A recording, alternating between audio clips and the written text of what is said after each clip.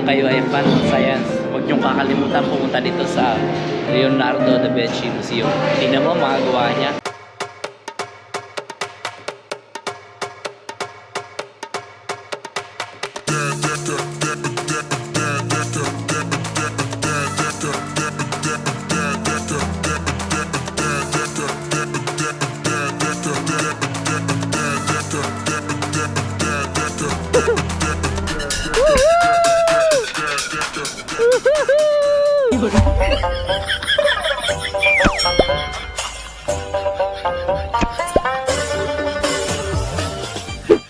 Hello, good morning. It's a good day today, and my wife is preparing our luggage. Very good na siya, and so far so good na kami. And babalik kami dito sa hotel para kunin na lang tong luggage kasi iwan namin to. Hindi kami nag-decide na dun sa terminal. Mas okay dito, mas safe. Tapos di pa kami magbabayad. €1 lang naman. Papunta dito ulit. And yun lang guys. So first thing nyo guys sa pagka-umaga dito. Oh, hello neighborhood. We're living. So, ang ganda dito. Hello. So andito na kami sa Leonardo Museum. So, and guys yan. And mayroon kaming audio guide para i-guide kayo sa itatagalog na lang ng namin ito pa nung sasabihin. And ito yung map design pumunta sa loob. Alright,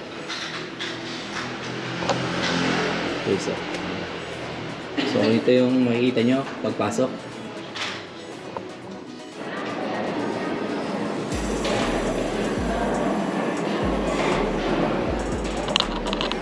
Guys, isa sa gawa ni Leonardo da Vinci is yung Mona Lisa yan. Isa talaga sa mga sikat. Tsaka itong siya din ang isa sa sinasabing gumawa ng helicopter. Yan. Yan, flying. Okay.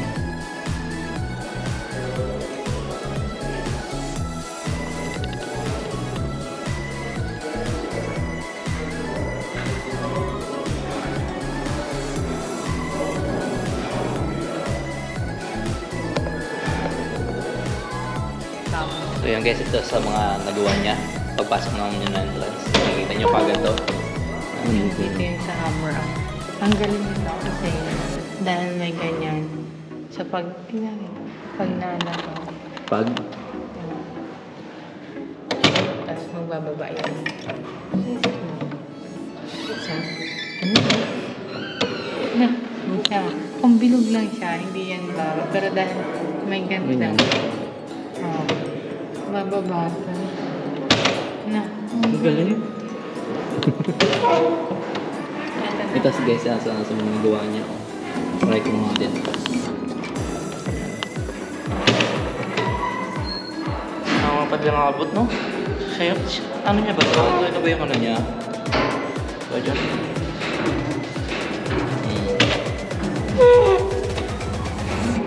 Ano kung masira ko ito? Pick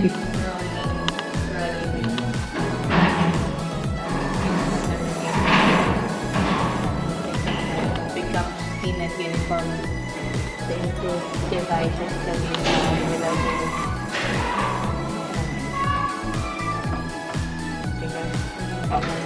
Pero ito, para lumipis, di ba nagagamit siya ngayon? Itong ano, para sa paggawa ito ng ano? Ngayon meron ng mga yung mga machine pag kukunin yung gamit. Ito yung dati niya dati. Endless screw. Ang galing, Lagay mo nga pa kami mo dyan. Endless nga.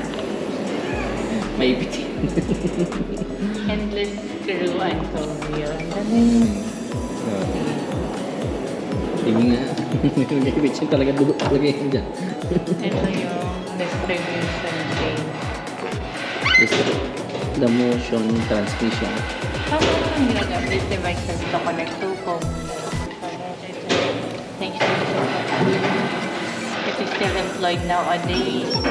Ginagamit daw to. Siguro sa mga makina. Pero baka sa sakyan. Bike. The bike. Yun ang gamit. Oh, yun ang gamit ko. Mechanical. Anemometer and anemometer measures the wind force using the thin metal. Pag masyado mabilis to, nang-measure to. Ano ba? Kung gaano kaano yung... Lakas? Oo. Yung?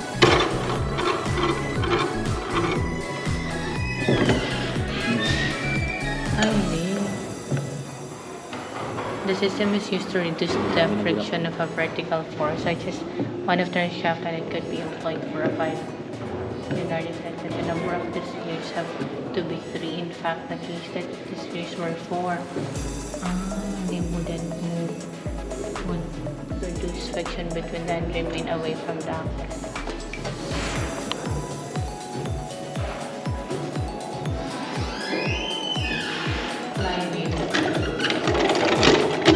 Parang nakita ko.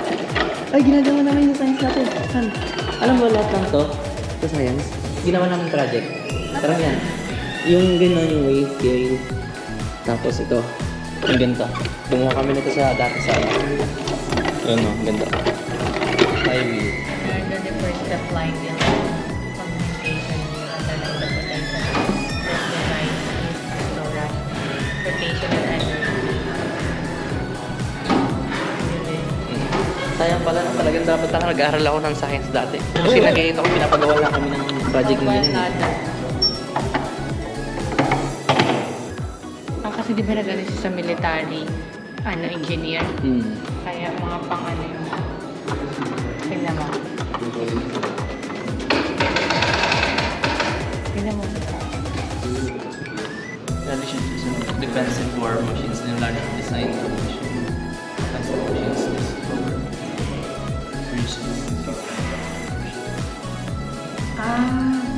Ang pagdarating na yung mga army, kumbaga tulay. Oo. Tulay. Tulay. Dito dadaan na yung mga army. Pag wala, itataas. Taas. Oo. Magaling na. Ang galing, galing, galing. Self-locking system. The new version element is most machine safety device. Gear is an element to use. Yan, sige, best mo basahin mo yun ha. Yan yung ginagawa. Ay, yun ang mga taas. Yung mga pang heavy, ano nga yun, yung sa construction.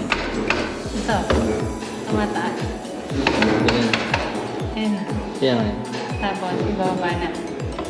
Hindi kahit di mo ano, hindi mo siguro ganun yan. Siyempre, paano bababa na? Siyempre. Ito, basahin natin ito.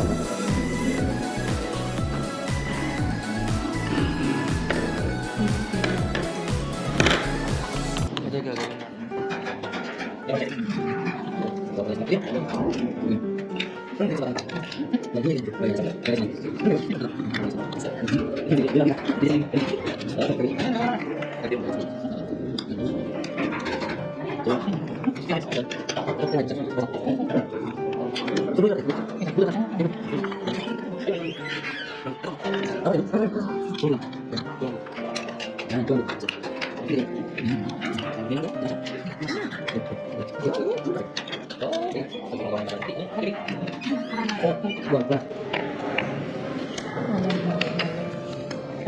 Ayan, ang galing.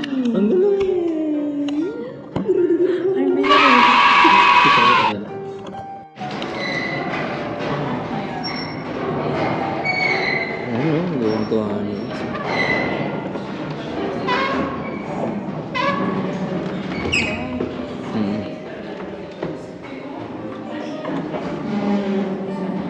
Why did he use this handwriting? Why did he use this handwriting? Leonardo was ambidextrous. Da Vinci Code, oh. Yung ano, yung Tingin mo yun, nakaginamit niya? Hindi, just trying to guess the unusual in the dictionary. Ano, damadama din kita.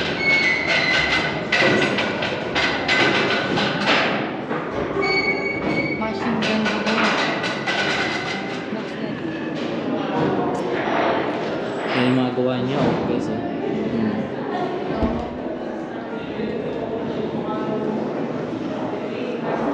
And sana tanong no? Ano na ito?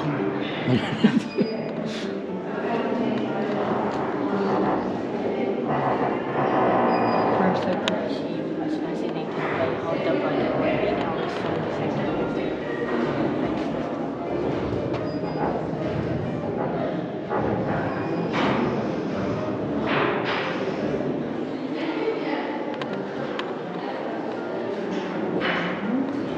Kaya nga. Okay. Nung time lang hindi pa ano yung mga Doctor? o yung pagtitingin ng nasa loob. Nagawa niya na to. Ang gawa niya, Laki, Galing. Napaka-genius ko talaga,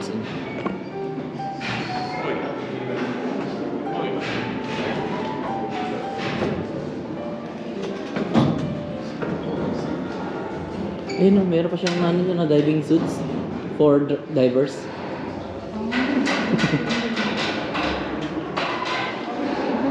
Ito made of.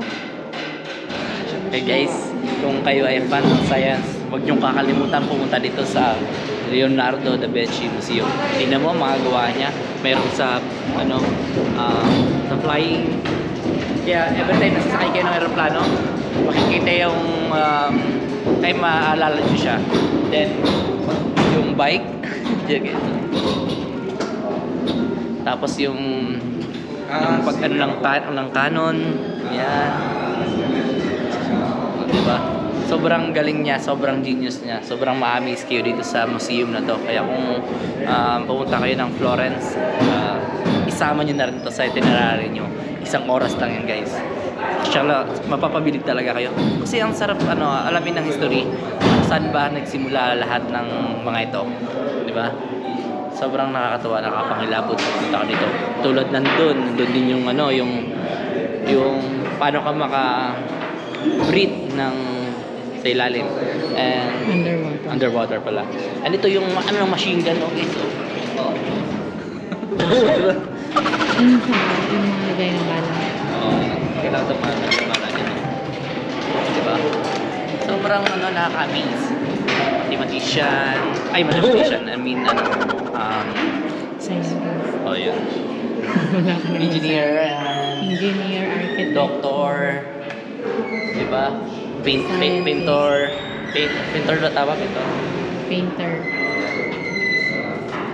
Hindi niya naman so, kung magpaparagliding kayo, maalala niyo siya.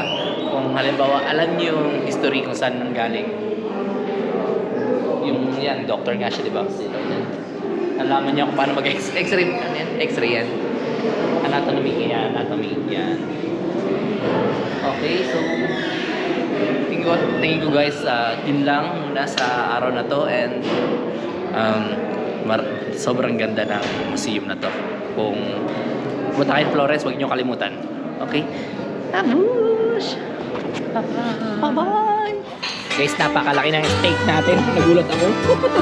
My booty. Paano pa kaya yung sa 50? Pandalawa. Oo, pandalawahan. Kasi sabi niya pang anuhan daw eh. Parang ito pang 3 na daw.